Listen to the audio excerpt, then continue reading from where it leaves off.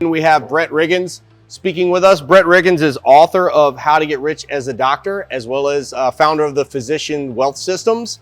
Excited to talk to him. I actually had Brett, Neil and I had Brett on the podcast back in February. We had a chance to connect then, and since then I went to one of his events, Physician Wealth Summit in Charlotte.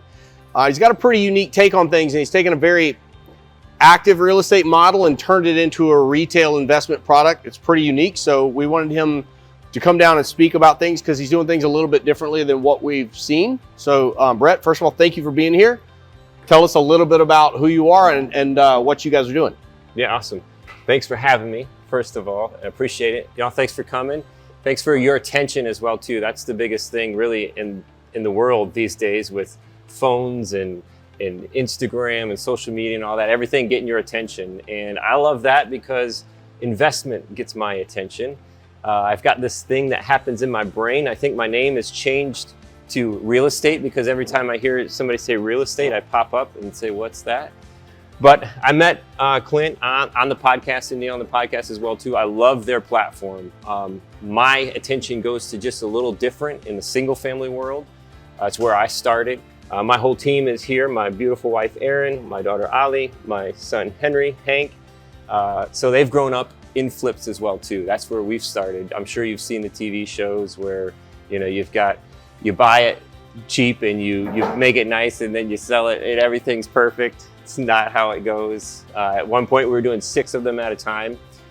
We grew that into a nationwide real estate acquisition company doing fix and flip, not so much.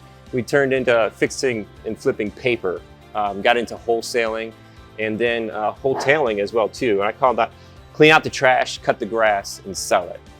We mitigated a lot of risk at doing that. We were able to cherry pick those deals as they came in, as a wholesaler would do. So that was the path forward. It was stressful.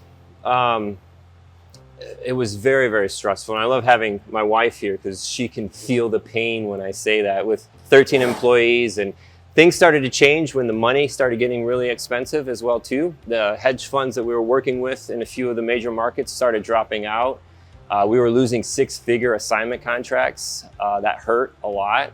And at that time, I had the idea of, instead of creating a new business every time we moved into a new market, you know, because I had to find new buyers, new contractors, people to walk the properties, why don't we just plug physicians into our acquisition machine?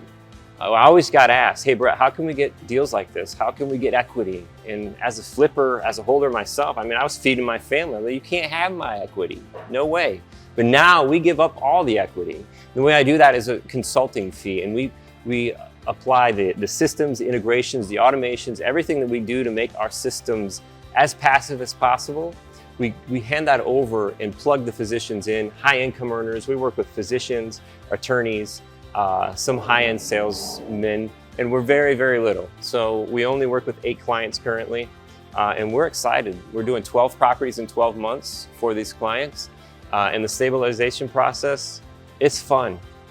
It's stressful, but it's fun, and we're implementing the 𝗲 strategy. So a lot of you guys probably have done that yourself with single-family world and sometimes even in the commercial world. So 12 properties, 12 months, getting after it.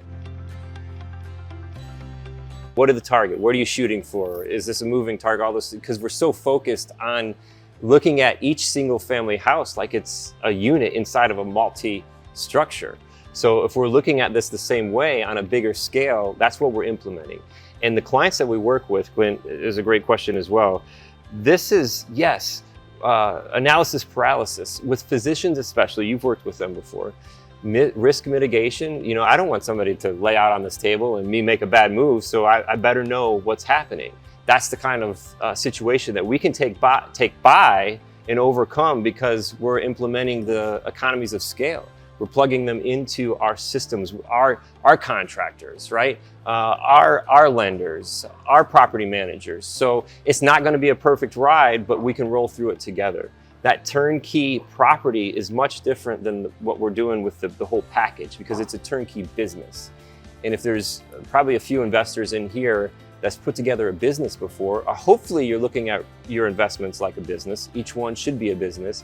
We need those metrics. We need those processes, those systems, We back it with virtual assistants. We've got a partnership with a virtual assistant company, and it's just everything is plugged in. But it takes away, I don't have time.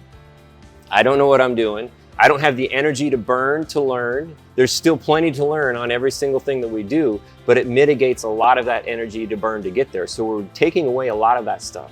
And that works for physicians, it works for attorneys, it works for exiting entrepreneurs, some high-end salespeople, you know, when they're good and they're getting awards and, you know, doing a lot of money, really looking around that 500 to 600 deployable capital to go into something like this.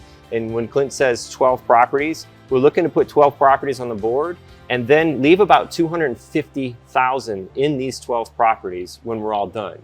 So that's leveraged at about 75% LTV. Single family can go to Chuck in the Truck, can go to first time homeowner, right? We're buying these things at a certain price point where it's a good renter, so it's easy to get out of as well too.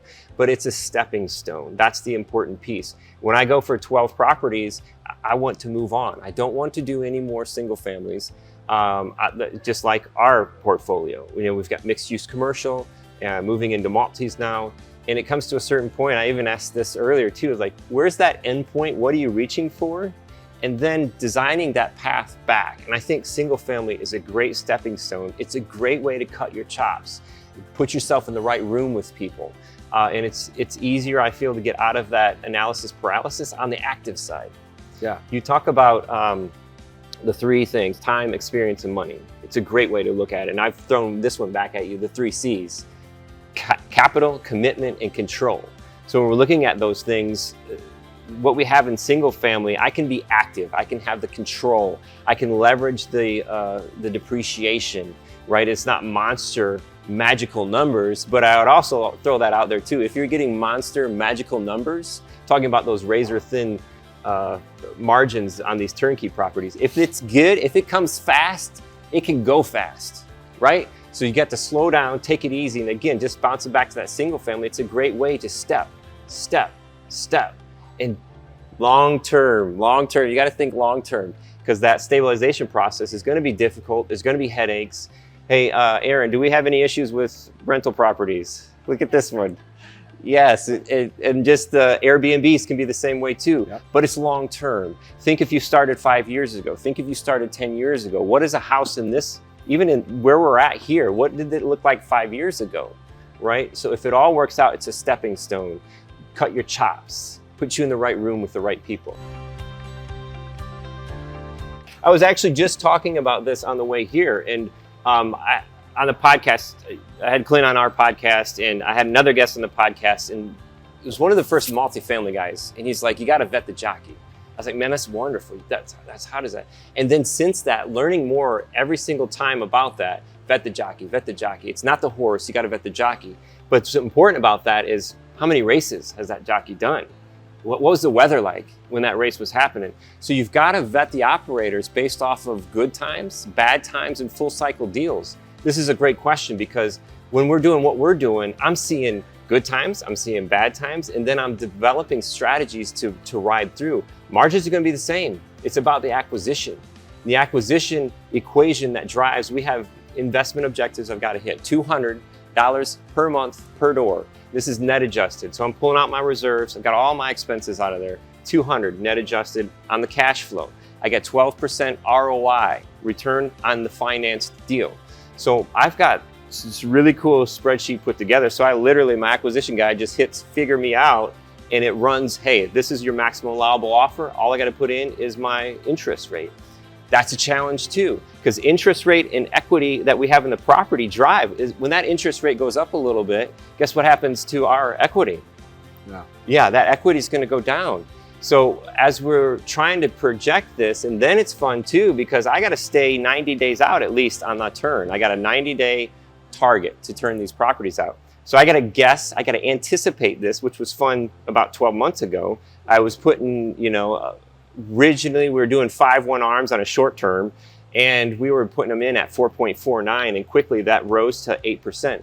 We did absolutely fine because we stayed conservative through the process. Knowing how to project those interest rates knowing how to predict or project your ARVs, knowing how to deal with appraisers, knowing how to deal with lenders. It's a constant battle. I was in a car accident. I had these guys in the car with me and just totaled the car. Thank God that this car saved our life. And it was something we shouldn't have walked away from. But guess what? When I walked into the emergency room, I was the only one that wasn't on a bed, right?